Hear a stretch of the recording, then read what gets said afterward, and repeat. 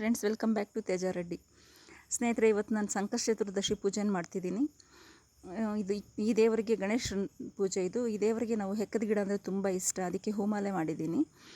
ಇದು ಮಂಗಳವಾರ ಬಂದಿದೆ. ಈ ದಿನ ತುಂಬ ಶ್ರೇಷ್ಠ. ನಾವು 21 ಸಂಕಷ್ಟ ಮಾಡಿದಷ್ಟು ಪವರ್ಫುಲ್ ಇವತ್ತಿನ ಪೂಜೆ ಮಾಡಿದ್ರೆ.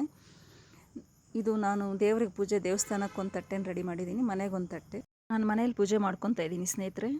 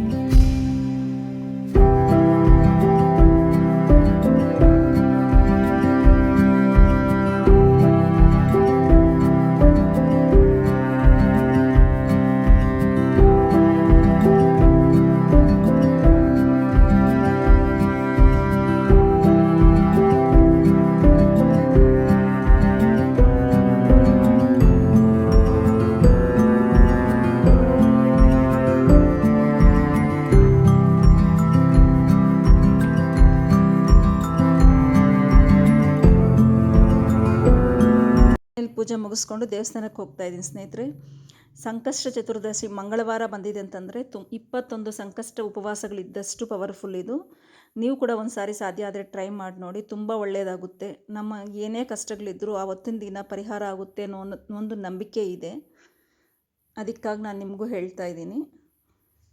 ನನ್ನ ಚಾನಲ್ ಸಬ್ಸ್ಕ್ರೈಬ್ ಮಾಡಿ, ಇಷ್ಟ ಆದರೆ ಲೈಕ್ ಮಾಡಿ, ಶೇರ್ ಮಾಡಿ. Thank you for watching.